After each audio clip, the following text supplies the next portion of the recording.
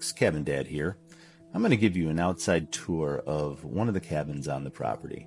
This is the original cabin, and portions of it date back to as early as the 1880s.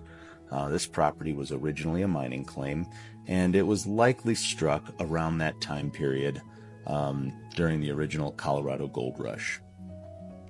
This cabin's been added on to many times over the years, but there are portions of the inside and some of the foundation, the hand-stacked stone foundation, that's still in place.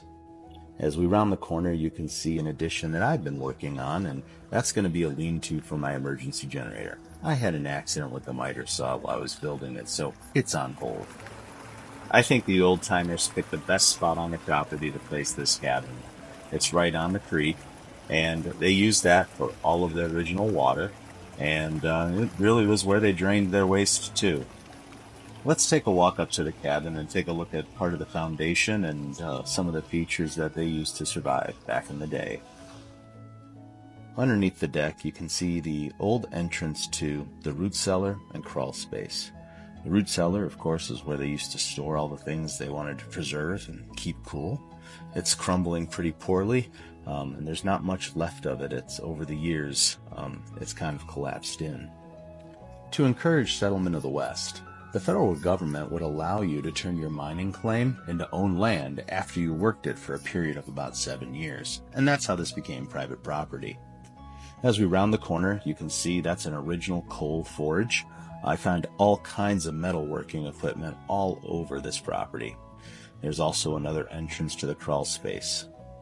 One of the things that you'll notice on the cabin is all kinds of, I'll call them artifacts that I find, which I attach to the cabin to display.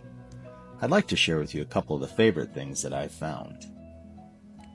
Here's part of an old sluice box. They used corrugated metal wire to act as riffles to catch gold as water flowed through the sluice box. I showed you earlier the old coal fire forged. That was used to make all kinds of implements that were needed to work the claim.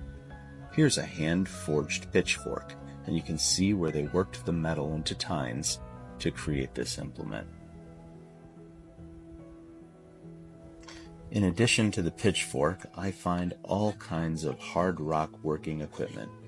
Here's a pickaxe and several of the buckets that they would use to do the fine gold processing.